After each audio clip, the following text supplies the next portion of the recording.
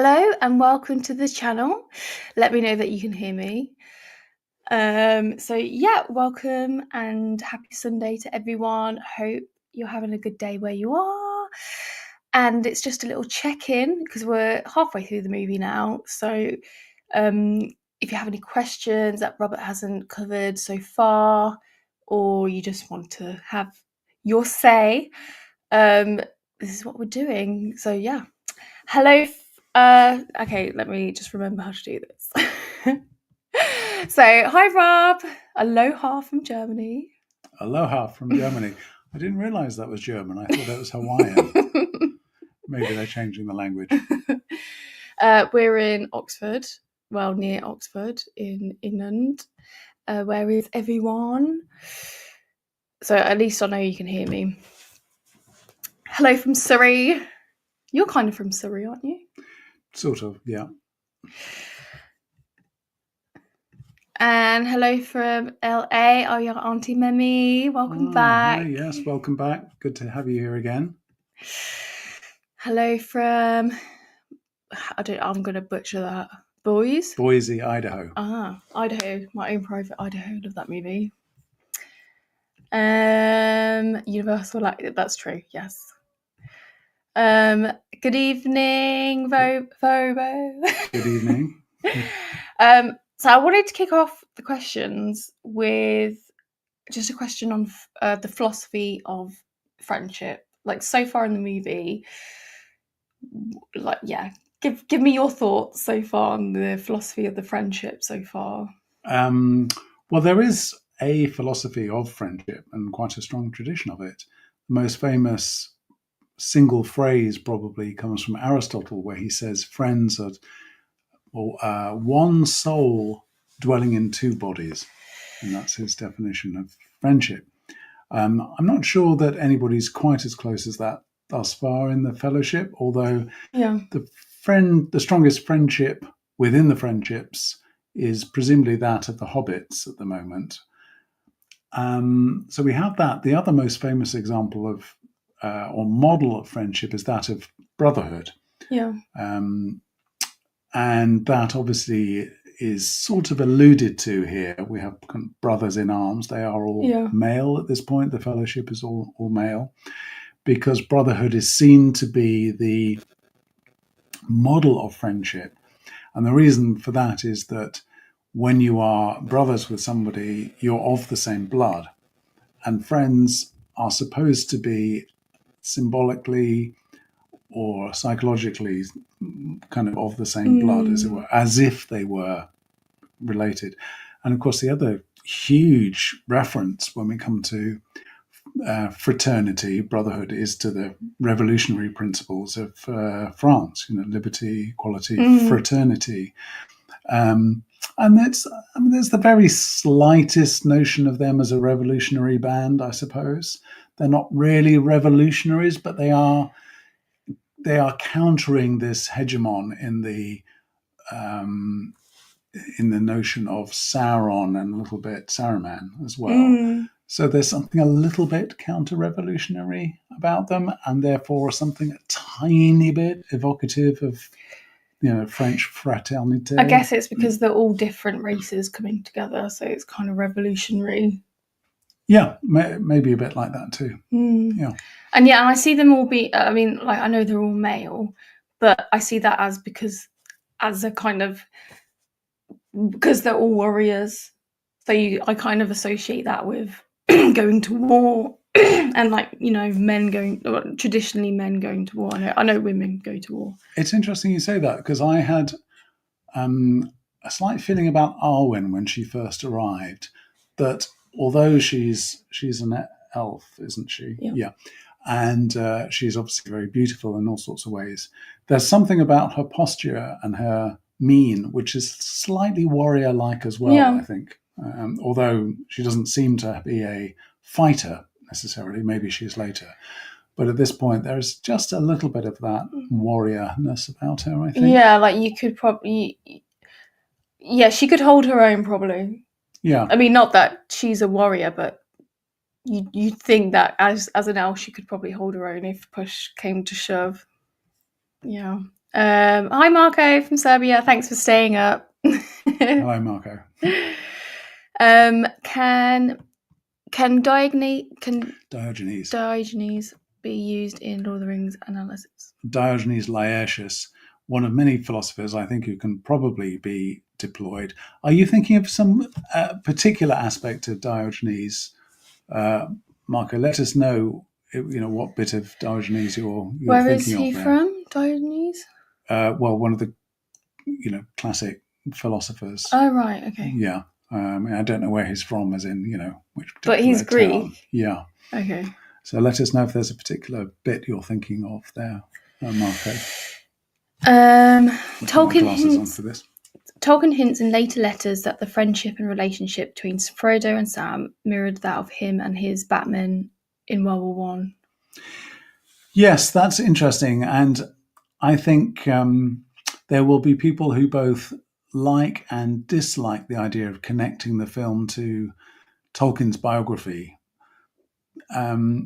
Because for a number of reasons. I think one is, it can enrich our understanding and see the parallels there, but maybe it can also take away from it in some regard, because one is then less looking at the film as a film and more an artifact of his personal history, I suppose, in some way.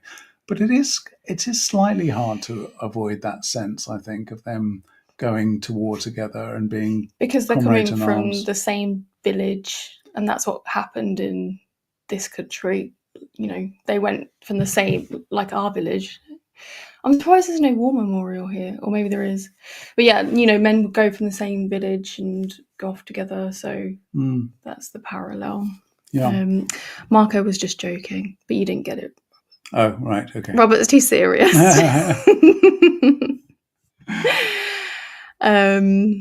Sinope. Right. My man, keep the videos coming. Shoo. We will. Yeah. And so my other question was about mountains in the film, because Saruman tried to take down the mountain, tried to kill them by a mountain. We've had the Misty Mountain at the beginning.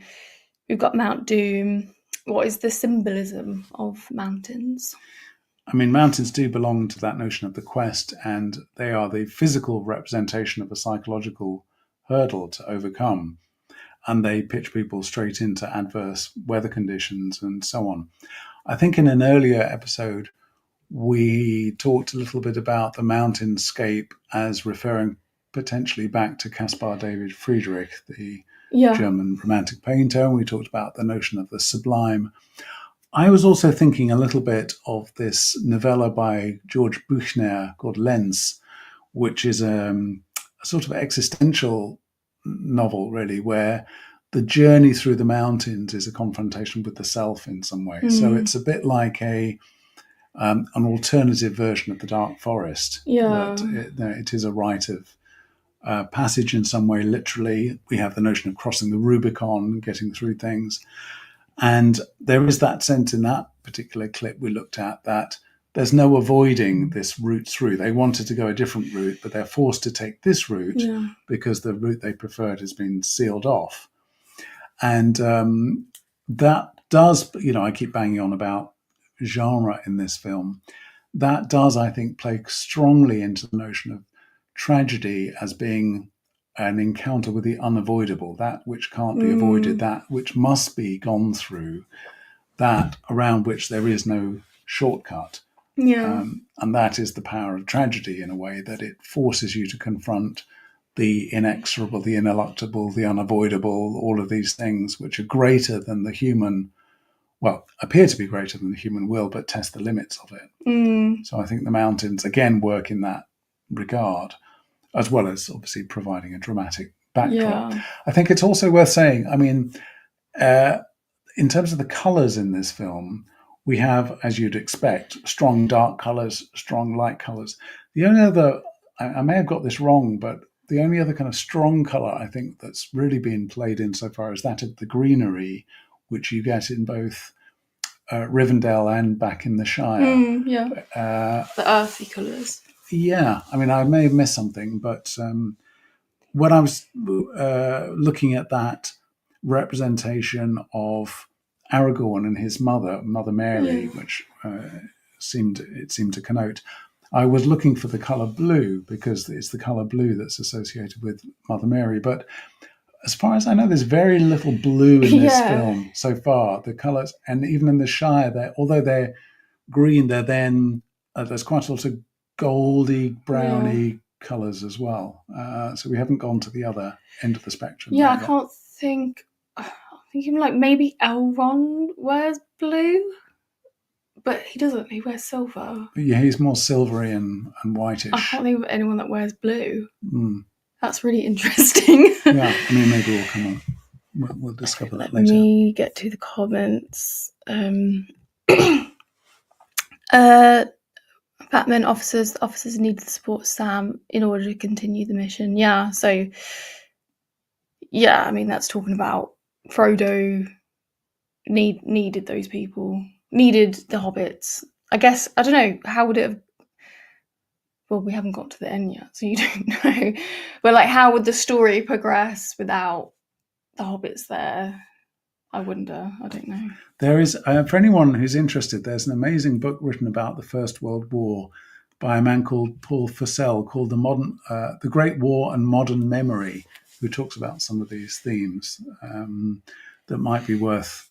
I mean, if you're interested in the background to all of this, I'd recommend it.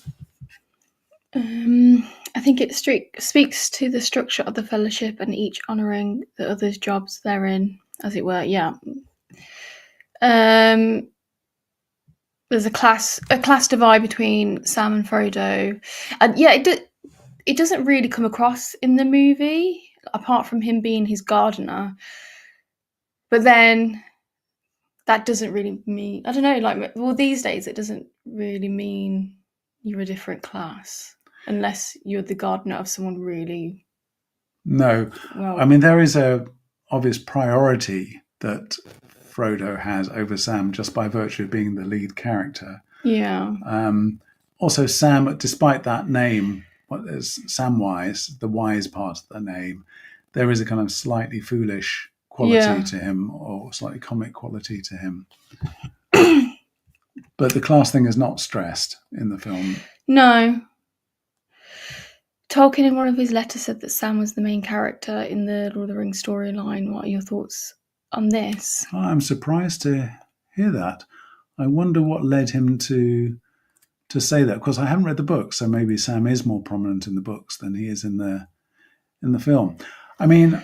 And you haven't finished the film either. No, I mean, what comes to mind there in order to justify that claim would be to say there is something slightly more everyman-like about Sam, whereas Frodo does seem to be a little bit more capable of higher gifts, intuition, and so on. He is more resonant with things to do with the ring, whereas Sam seems a little less resonant, if I can use that word. So Sam has a bit more of an everyman quality, which perhaps is something that does accord with what Marco is saying there. Yeah, and it's interesting that you have that position on it from this point of the film, because it goes to show, it's a character development that's happening. So it's interesting that, that's your opinion now. And because it might change. It might change, okay. Yeah. In the book, it's not Saruman that brings down the mountain. The Fellowship is beaten by the elements. Oh, okay. Yeah. So I guess it's for the movie they have to create. Well, that's interesting because we've also had Saruman associated with sort of telekinesis, really, the ability to move things at a distance. And I suppose that makes him a more formidable enemy in the film, therefore, than just the elements might have been. Moto Mit Gonzo. Good name, Moto Mit Gonzo. In reading the books lately and struck by how different many scenes' characters are than the film. The Ford scene, especially...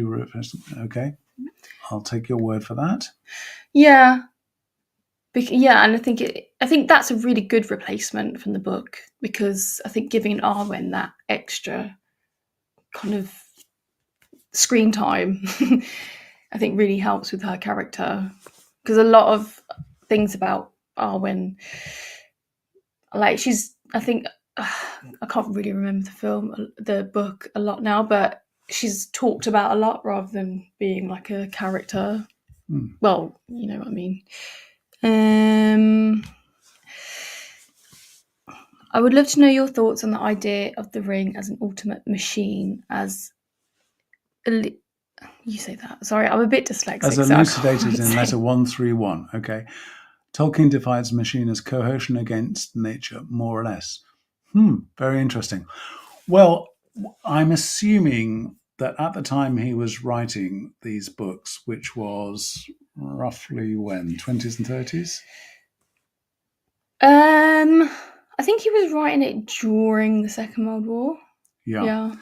Because there had been a lot of work and anxiety around machines in the early part of the 20th century. I mean, there's a famous poem by D.H. Lawrence called The Triumph of the Machine, which also associates it with this slightly satanic force, I suppose. It's interesting, though, that the machine is also embraced somewhat by certain art movements. So in Vorticism, which is a branch of modernism, by Wyndham Lewis and other vorticists, actually the machine is looked upon as a thing of kind of restrained, masculine, often beauty that can be admired. But I think from what you're saying here, it's got a slightly more sinister overtone. And in the history of philosophy, machine often has those sort of connotations. So it's very interesting that is sort of coercion against nature, and presumably that fits with the idea of the Industrial Revolution as an epoch that deploys machines in order to tame nature. So I find that a very interesting comment there. Hello, Fendel. Hi, Fendel. And also, Tolkien grew up in Birmingham, so there's a lot of surrounded machinery. by the machinery. Yeah. Interesting. In the film, Frodo's younger, more naive, but in the books, he's older and wiser, and often impresses the elves with his knowledge of language and lore. The Sam is the main character discussion isn't as clear as that comment makes out it to be. Oh, okay. Yeah, so there's probably more debate around that. Thank you. Yeah. Oh, okay. So there is some debate there around Sam, main character or otherwise. So that's this comment. The dwarves think the mountain is sentient, and Galdor thinks Sauron is to blame in the book. Well, I mean, the degree to which in the film, the mountain, or at least the weather, seems to be commanded to some degree by Saruman and or Sauron would suggest that it is receptive to the intentions of beings, and so to that degree, it could be considered sentient, if not an animal presence in its own right, at least with a sort of spirit that can be turned one way or the other.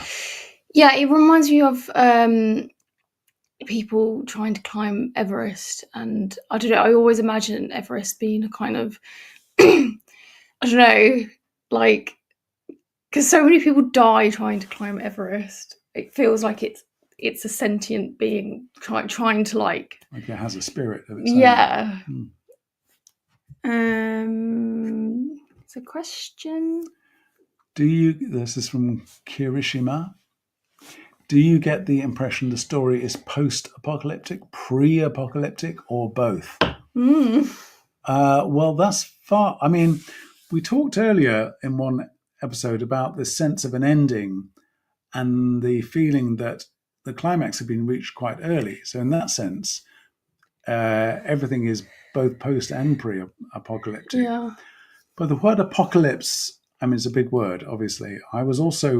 I had been wondering about whether there was any connection at all between the development of the splitting of the atom in the 1930s that Tolkien would have been aware of, and the very real possibility of apocalypse in the sense of the atom bomb. I mean, the notion of apocalypse these days we think of as, like apocalypse now, we think of it as Armageddon.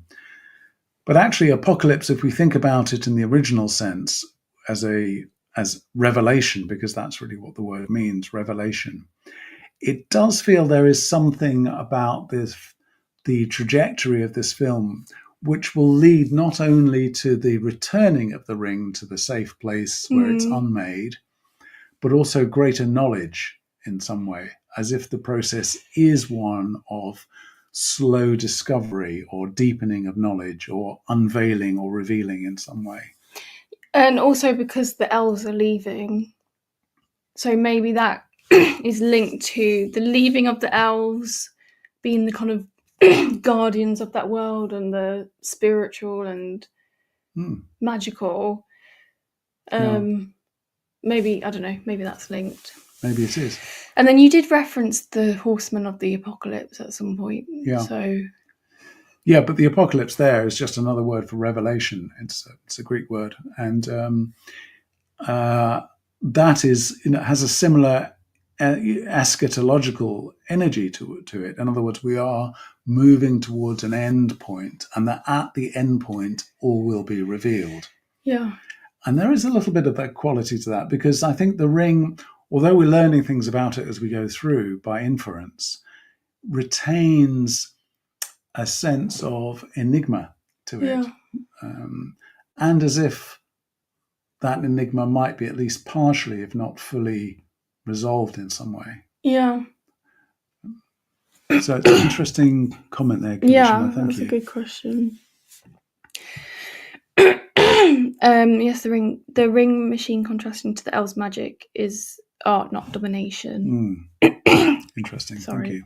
Thank you. Here we go. Motor McGonzo. I really like the addition of Arwen, not just because it's Liv Tyler. She's a great character, but it comes at the expense of Frodo's brave stand against the wraiths in that particular book scene. Okay, so another contrast with the book there. It fits with World War One being induction of mechanized warfare. Yeah, that's true, because before they were just like stabbing each other with bayonets. Well, that's a very interesting comment, Auntie Mimi. I wonder when mechanized warfare really came, and presumably tanks were used for the first time in the First World War. It depends what we mean by mechanized, I suppose. Well, I guess proper guns and, not going into machine war. Guns, you mean? I guess so. Yeah, it's an interesting question. I mean, well, they still kind of used horses, because I remember, wasn't it the Battle of the Somme? The British were using horses and cavalry, while the enemy were like using guns, and like the British hadn't quite caught up at that point of the Battle of the Somme.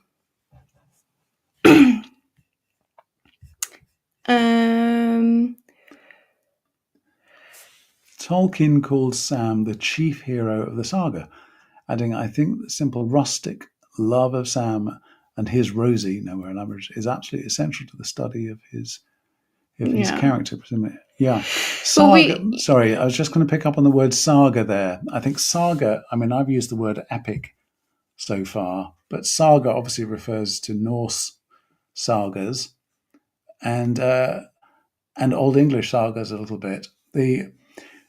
What's the difference between a saga and epic? Well, as words, they just come from very different traditions. So saga is, I think, a Norse word, and where we get the English word say or saying, saya, and epic comes from a Greek word, epos, and so on. But what's interesting here is that because Tolkien was a professor of Old English or Old Middle English literature, wasn't he? So he will have known about the Norse sagas and the Old English sagas. And the two most famous Old English sagas are the Seafarer and the Wanderer, where people are battling the elements, the heroes battling the elements outside as a representation of their inner state. So in that scene we watched across the mountains, there may well have been imagery from that at work in Tolkien's mind. Yeah.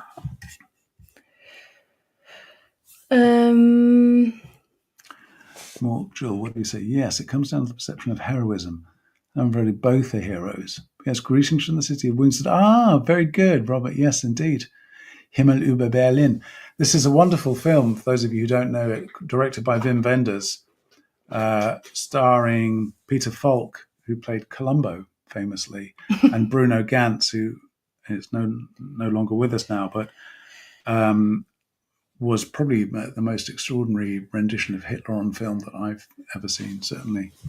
But yeah, Wings of Desire is one absolutely wonderful movie. Let me just...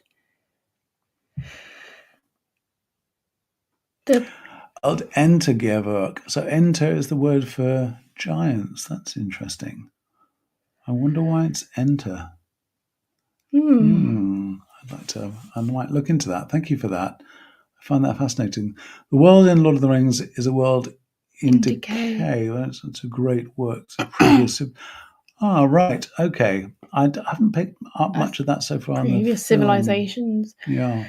Yeah, I know. Well, we see it in on Weathertop. Sorry. There's lots of ruins. True. So there's and also you haven't seen. Yeah, soon we'll get to a bit where there's statues from old cities, from when cities used to be if you were walking through Rome today or something. Interesting. Which I really love, that idea of going to a place of, what happens when civilizations die and you go to those places. So the idea is there is something about this being positioned at a point in time when civilization is in decline that's important. Yeah, I mean, I hadn't thought of it like that. Well, if that's true, let's just pursue that thought for a second. So in that sense, Saruman, even the ring itself, can be seen as opportunistic entities that are taking advantage of the relative decline because there isn't enough among the structures of civilization to control them and withstand them in some way. Yes, because men are declining. So right. And there is a strong sense of natural wild justice about the Fellowship of the Ring. In other words, we're going to take this on almost as vigilantes. Yeah. Because the state, the civilization, doesn't have the resources, the wherewithal, the laws, the structures to do it by itself. Yeah. Interesting. Yeah. I'd kind of forgotten about that. I mean, even though it's talked about a lot with Aragorn, the line of his, the line's been broken, and so it's almost in default of those national civic structures that this need arises. Yeah. Yeah. The ages of this narrative currently in the Triad Age were previously marked as apocalyptic events. Okay. Can you read that, please? Sorry, my voice. Oh my God. Wondering about your thoughts on the concept of eucatastrophe. Tolkien supposedly coined it and used it often in his works. Yeah, I mean, I once heard that phrase earlier in the comments. Now, eucatastrophe presumably means good catastrophe because the EU in Greek means good, like Eucharist or euphoria and so on. So this is a good catastrophe, something ostensibly bad that produces a good outcome. If he's using that phrase and he's using the Greek version of it, I wonder if he's also, because he's a Catholic, alluding to the felix culpa, the happy fault. So this is the fall of man, or Adam and Eve eating the apple, because their disobedience led to the emergence of Jesus Christ later on. So it was a happy fault, felix culpa, which then produced, or the necessity for the Messiah to arrive. So with the sin, eating the apple, was the occasion for Jesus's arrival. So in that sense, it was a happy fault. And I wonder if there's something then in the notion of eucatastrophe as good catastrophe, which has a similar logic to it. In other words, catastrophe is good because it precipitates the arrival of something redeeming or salving or saving in some way. So it's eucatastrophic in that way. So would you say the whole movie is eucatastrophic, or what happened before when the ring was forged? Was that? Well, when it's fallen into the wrong hands, or when it, as soon as there's not enough natural civic protection for people around, we have the eucatastrophe or the catastrophe. Okay. Yeah, that's very. I'd never heard that before. Thank you. Good. Tolkien was not into the effects of the industry, the machine. The ring would be the mythical version of the machine. Yeah, I can see that. Sorry, my voice. I thought you meant the Third Age, but I wasn't sure. Rebirth is a huge factor in the story, with the destruction of the ring being the goal to not only save the world but bring out a new one, age of men instead of elves. And there is a strong sense, isn't there, of ages, eons, paradigms, movements, kind of large cycles of history, in which we're caught up, as though civilizations rise and fall. I mean, I was wondering, Tolkien probably was, like everybody of his generation, would have been very aware of the Otto Spengler book, The Decline of the West. And, when we were just talking about the eucatastrophe and this notion of rebirth, he might well have had that in mind, the idea that history moves or civilizations move in these great big arcs and cycles, and then need to be regenerated one way or the other. Yeah, that's true. Like, there was a time when, China ruled, and then what after that? Greece and... I would also love to hear your thoughts on how limited use of magic from Gandalf and Saruman, since they are 55,000 year old magical beings.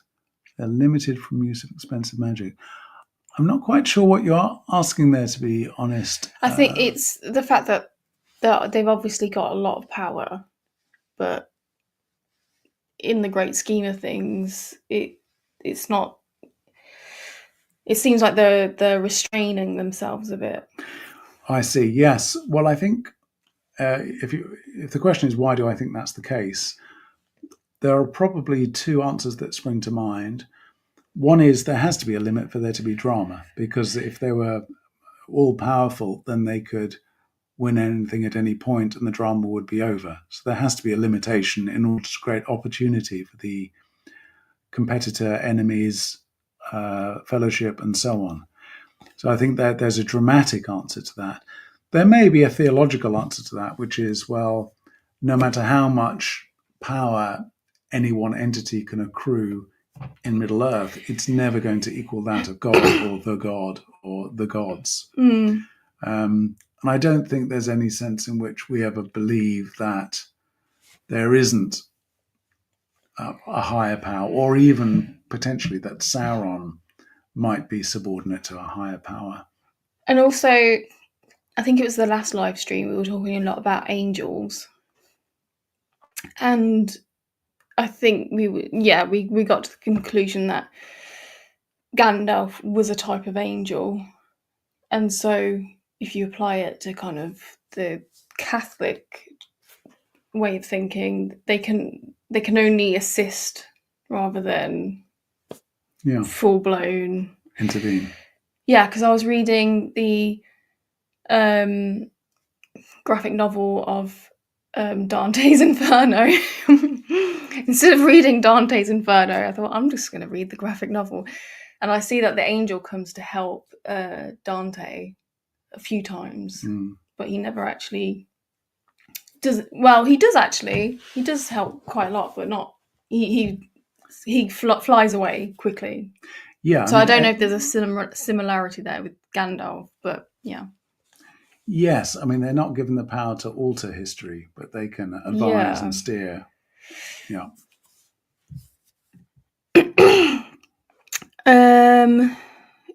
Miraculous intervention, yeah. Yeah, that was a good word. Yeah. Yeah, I mean, you get that. Yeah, the idea of how big. I always loved that line of Gandalf reading the scrolls at the beginning, like the year 33, 36. What is it? 34, 34. I just like the way he says that. Just reminds you of how big the world is. Mordor is also built upon a place where people lived before. I didn't know that, but that's quite grim. Well, what I found interesting about that is that place itself might, you were talking about the spirit of the mountain. It might be that regardless of the edifices which are put on top of a place, it always retains the inner quality or character of that very specific location. Yeah. I mean, like, it's haunted by that. I don't know, haunted, but it's got a sort of irreplaceable set of characteristics that abide regardless of what's actually built upon it. Yeah, interesting. He writes about it in his essay lecture on fairy stories, which I haven't read in quite some time. We'll have to revisit. Oh, yes, a couple of other people have referenced that. Sounds interesting. Yeah.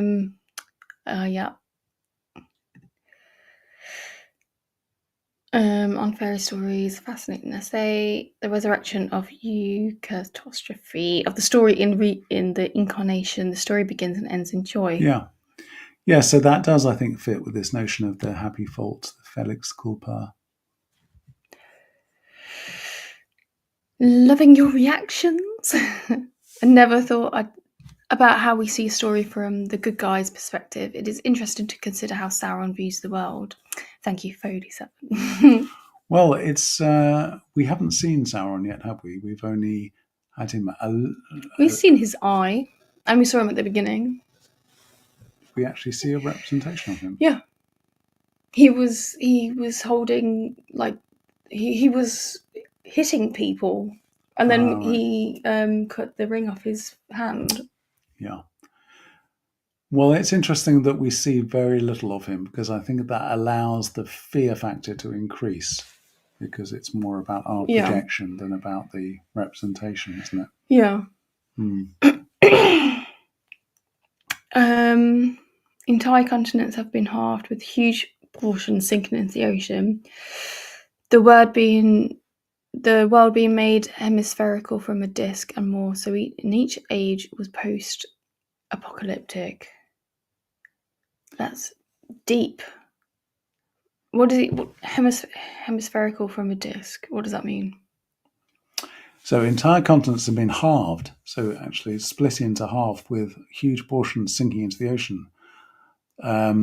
So the world then goes from being a disc shape made into halves, from a whole sphere to a hemisphere. So you get this kind of carving almost, don't you, of the world, which, like seismic movements, I suppose. Which suggests to me that there isn't just a movement of civilizations, but there may be a movement here, literally a seismic or geographical movement, or geological movement, maybe that's a better way of putting it, of the Earth itself, like that's going through different phases as well, which may or may not align with historical phases. Which is terrifying. Yeah, but I mean, it's also the case in the real world now, isn't it? Yeah.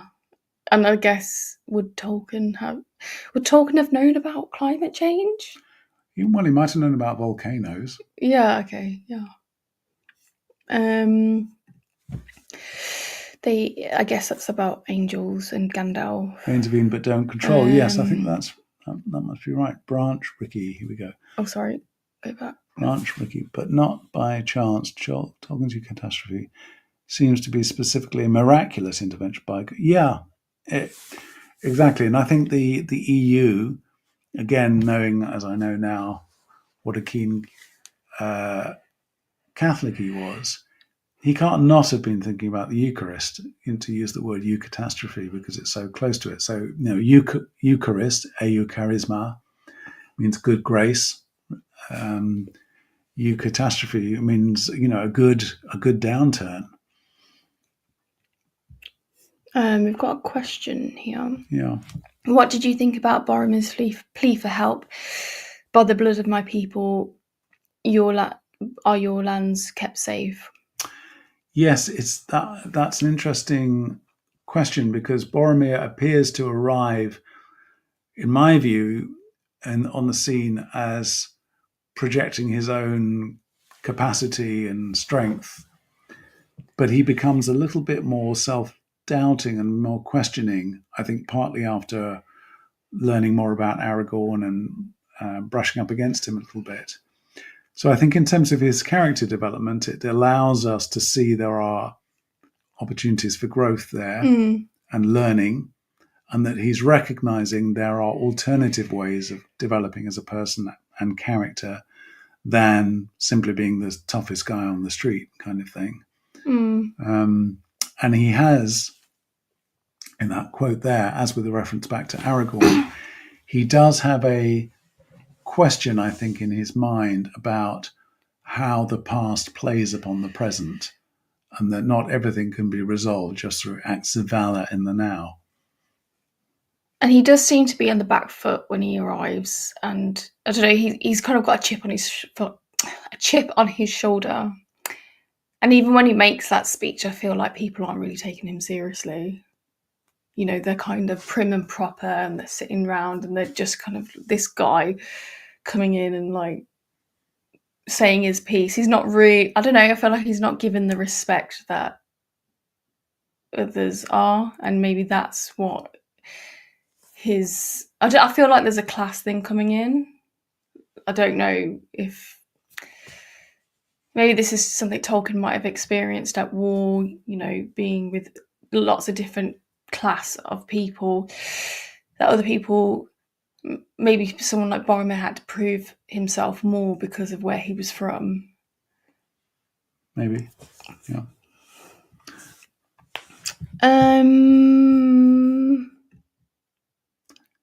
Marco, also at the end of the Silmarillion, Sauron's boss Morgoth returns only to be defeated by a mortal man who was raised from the dead. There is always a bigger fish. Yes, I suppose that's right. Yeah. I like the moment when in the movie Boromir says we suffer so much fear and doubt over such a smaller thing. Yeah, I love that bit as well. I like when I first watched it years ago, I used to find that bit boring. But now watching it I really find it beautiful. I like that bit. I wondered about that speech because it felt to me like it had a slightly editorial quality to it. That firstly, it seemed slightly too soon in the movie for Boromir to be coming out with this kind of nostrum.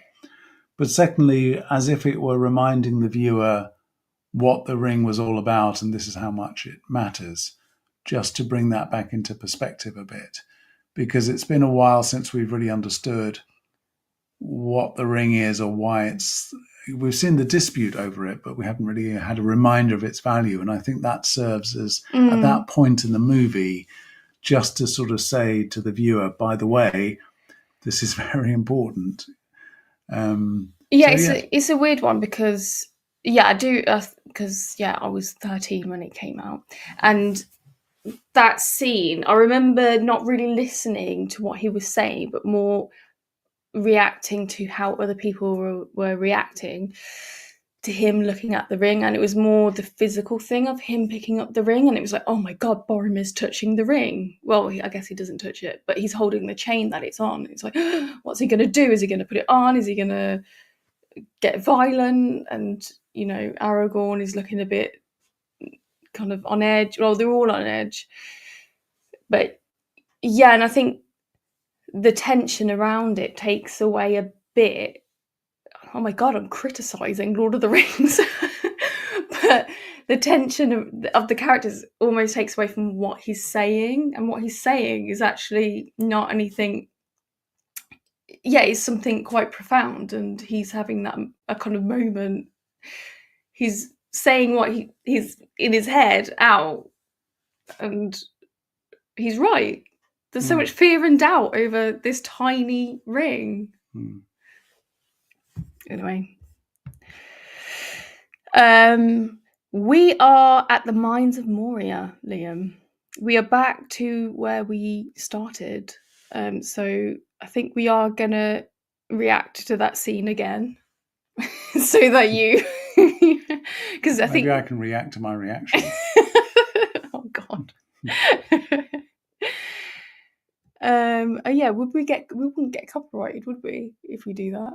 Oh no, we might get copyrighted because okay. Marco, I want to thank you for your Q&A and I'm enjoying your reaction, but I must go to sleep. Getting up for work in 4 hours. Go to bed, Marco. Yes. Sweet dreams, Marco. Thank you for joining. Yeah, thank you very much. Lovely to have you here. And the moment when Boromir, when it appears that the ring is something interesting about Gandalf and the other angel figures is that the memory of time before arriving on Earth is hazy. So they're powerful, but they don't know anything for certain. I guess that's the same as saying, when people say, can you remember anything before you were born? Nope.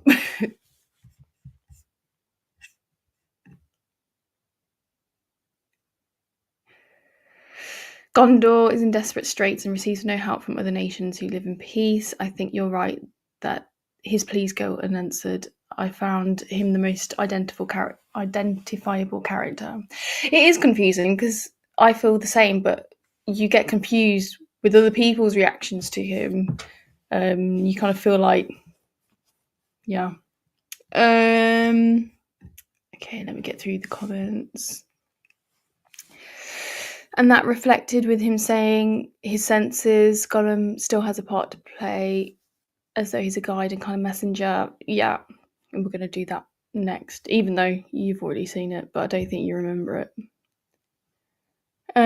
I've really enjoyed your videos. I'm curious about your thoughts on Tolkien's idea of sub-creation. In his work, only Eru possesses the secret fire of true creation. Thank you, Jokerin. I think I've said your name wrong. Right. Well, let's just stop on that for a moment. Yeah. So, Joaquin, sub-creation, is that what we get when the orcs create the variation on the orcs are created, or is that something else? I think Tolkien's idea of sub-creation.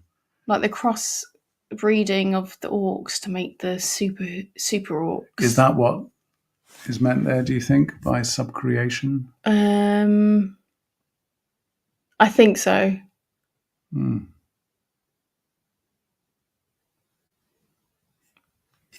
I mean, if you were to look at this film from a quote-unquote structuralist point of view, you could, I think, arguably say that two of the main pillars or conceptual pillars in this story are creation and destruction, aren't they? Yeah. There's the myths of creation, actual creation, and destruction, the possibilities of destruction, and so on. So sub-creation would be a way of accessing that. So that's very interesting, Joaquin, but I need to understand a bit more what Tolkien's idea of sub-creation was or is, and whether that is played out in the film or not, or whether it's just that moment of the strange aberration of orcs is created or something else. Yes, exactly. Sacrilege.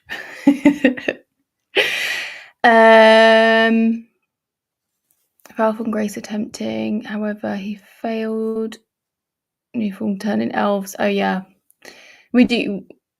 You will learn about that actually later from Saruman, so I won't go into that. Let me get through the comments. Some things to understand: the Watch of the Water is an ancient monster that was created by Morgoth, twisted the song of the creation. It does not serve anyone but hates all living things. Oh, I didn't know that. Moto, Miri. Oh, a question for me. How have your overall thoughts on the film changed over the years? Are there any other scenes you watch differently now? Definitely the scenes with Bilbo. I think as an adult, I feel so much sympathy for his character. And I think, yeah, I've said it before. The Hobbit is a kid's book, and it has a kind of happy end. You know, it does have a happy ending, and he has an amazing adventure, and he goes home. But then he's kind of dealing with this addiction of the ring, and he's probably got some kind of trauma that's not. He's got no one to relate to in his village, and those scenes, especially in the extended edition, because yes, I'm actually watching the extended edition for the first time. Yeah, I think those scenes are really moving. Yeah. Yes, fingers crossed we are going to get all three. It might take years, but we're going to do it. Please keep reactions coming. I love your perspective, especially since your knowledge of Tolkien and Lord of the Rings is limited. Very limited, actually, as I'm learning, because you guys are so knowledgeable. It's amazing. I feel continually shown up, actually. No, but it's fine. It's you know, if you knew about it, it wouldn't be interesting. Orcs are not created in the books. Okay. So creation refers to specifically to creating autonomous life. Okay. Life. Interesting. Sub-creation is what we all do. Real creation is X9. Okay. So the real creation is the more godlike type. Okay. And sub-creation is what we do. Yes. Makes sense. That's very helpful. Thank you, Nico. And within the primary world. Yeah, okay. So actually subcreation and procreation are probably linked in that regard. And the Maya created autonomy without free will, but not true life. Yeah. Is this like, I mean, as you're watching it, because you're getting quite a lot of like help with the background, is that helping with your reactions or? Well, if I'm reacting to the film, then I don't need anything apart from the film because it's just a reaction to the film. But obviously, in terms of analysis, it helps. So it helps not with the reaction, but it does with the analysis. Yeah. Cool. Okay, one more. Which character would you both most like to sit down and have dinner with? Definitely Aragorn. Yeah. Oh, because he's so attractive. Well, you keep saying he's Jesus, so. Oh, right. You'd like to have dinner with Jesus. Well, you'd probably say Arwen. No, there's no question who I'd like to sit the most down with. Ian McKellen? No. Kate Blanchett? Well, you're talking about actors, not characters. The question is about characters, not actors. I'm trying to guess. What character would you sit down with?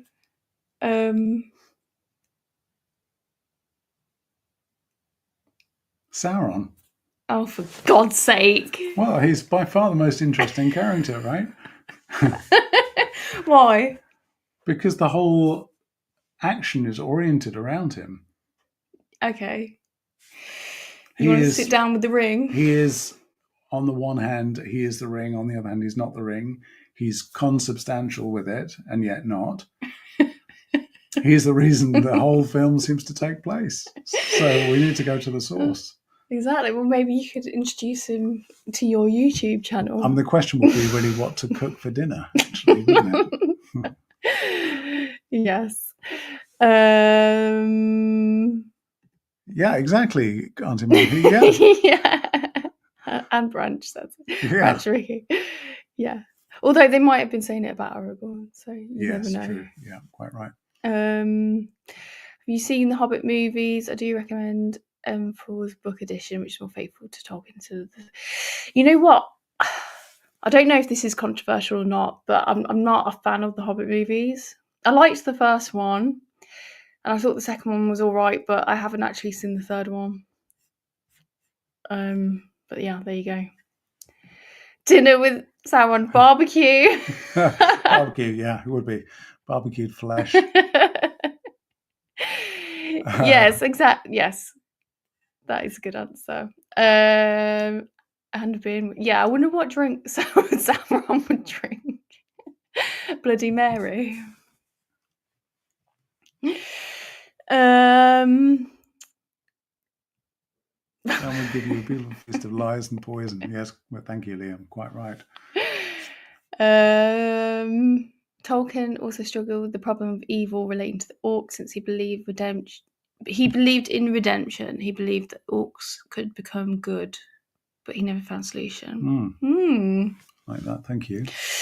That's quite interesting, because I've seen quotes from George R.R. Martin saying that that's why he doesn't like Lord of the Rings. Do you know George R.R. Martin? He wrote Game of Thrones. And in Game of Thrones, like, it's famously, all the characters are quite nuanced, and there's no kind of like good or evil, because the world isn't like that. And he kind of criticises Tolkien a bit, in that he says things seem too black and white. But yeah. Sauron would definitely have a lot to say in what eras that he's lived in. Yes, exactly. Yeah, you would have a lot to talk about. Yeah. What time is it? Okay. All right, so we better sign off now. But thank you so much to everyone who has joined the chat. We've really enjoyed talking. Have you enjoyed talking tonight? And we always learn a lot from everyone. And thank you for your amazing questions. I'm sorry, I've been a little bit up my throat at the moment. But yeah, awesome. And yeah, thank you. I know I'm good. Krishima. Yeah, sorry. I'm a bit dyslexic, so I say things wrong sometimes. But yeah, thank you everyone, and thanks for all your comments. I'm reading them now. And yeah, we'll probably do another one like after we've done a few more videos, so we've got a bit more to talk about. But yeah, we're halfway. We're going to get it done, and soon we'll be on the 2 towers. So thanks for sticking with us. Thank you. Bye.